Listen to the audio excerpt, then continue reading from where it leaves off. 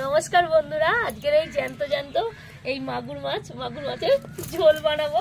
জ্যান্ত আমি বাজবো, ছাই দিয়ে দেবো, কাঁটা মারবে নালে বেছে নিতে হবে একটু ছাই দিয়ে।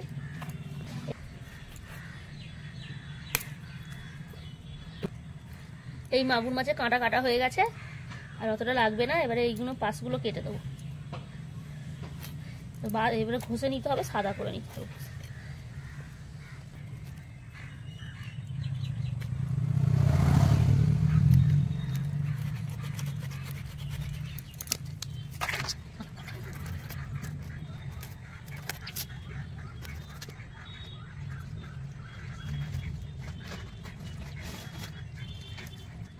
এই আমার মাগুর মাছটা ধোয়া হয়ে গেছে, আমি নুন হলুদ মাখাবো। পরিমাণ মতন নুন, পরিমাণ মতন হলুদ। এবার নুন হলুদ মাখানো হয়ে গেল। এবার 10-15 মিনিট পরে আমি ঝোলে আসবো। এই আমার মাগুর মাছটাকে নুন হলুদ মাখানো 15 মিনিট হয়ে গেছে। আমি এবারে ভাজবো। মাগুর মাছ অল্প ভাজবো, বেশি ভাজলে গুণাগুণ নষ্ট হয়ে যায়।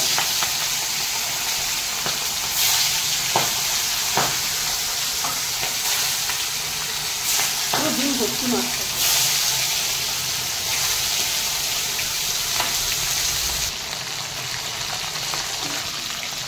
এই আমার মাছগুলো অল্প ভাজবো, বেশি ভাজবো না, শুধু একটু এদিক সেদিক উল্টে দিয়ে, কেন মাছের গুণাগুণ নষ্ট হয়ে গেলে টেস্টটাও চলে যায়। এই যে উপকার মাগুর মাছের, সেই উপকারটা নষ্ট হয়ে যায়। কেন অল্প একটুখানি জাস্ট তেল থেকে দিয়ে নামিয়ে নেব। এবারে আমি এই মাগুর মাছের আলু দিয়ে ঝোল করব। যা যা উপকরণ লাগবে: জিরে মরিচ বাটা, গোলমরিচ বাটা, একটুখানি রসুন দেবো, 2টো কাঁচা লঙ্কা, জিরে মরিচ আর পেঁয়াজ, টমেটো, আলু, হলুদ, নুন পরিমাণ মতো।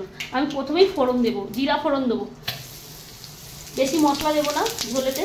কাঁচা লঙ্কা ফোড়ন দিয়ে দেবো, শুকনো লঙ্কা দেবোই না, এই রসুন দিয়ে দিলাম।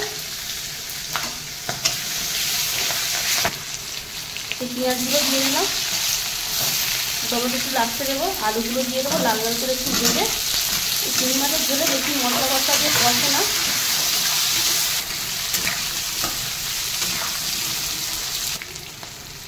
পরিমাণ মতো নুন দেবো, আর এই পরিমাণ মতো হলুদ দেবো।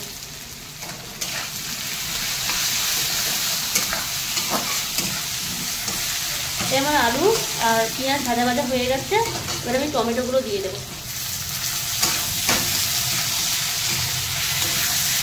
জিরে বাটা, গোলমরিচ বাটা, আর একটুখানি একটু কাশ্মীরি লঙ্কা। এটা অপশনাল, দিতেও পারে নাও দিতে পারে।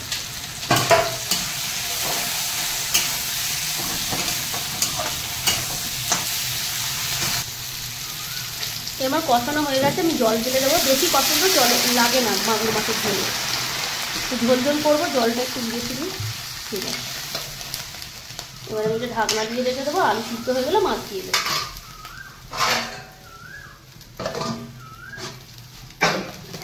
তুলবো, মাগুর মাছের ঝোলের আলু সিদ্ধ হয়ে গেছে, তরকারিগুলো কুকো হয়ে গেছে। এবারে আমি এই মাগুর মাছগুলো ছেড়ে দেবো আস্তে আস্তে। 2 মিনিট ঢাকা দিয়ে রেখে দেবো, তারপরে ফুটে গেলে আমি নামিয়ে নেব।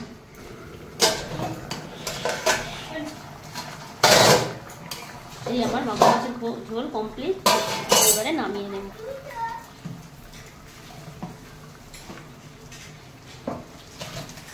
পাতলা পাতলা ঝোল করেছি। এইভাবে মাগুর মাছের ঝোল বানাবেন, খুব উপকারী, রুগীর পক্ষে খুব ভালো, মানে গায়ে রক্ত হয়, অসুস্থ মানুষের পক্ষে অত্যন্ত অপরিসীম। এইভাবে মাগুর মাছের ঝোল পাতলা পাতলা বানাবেন।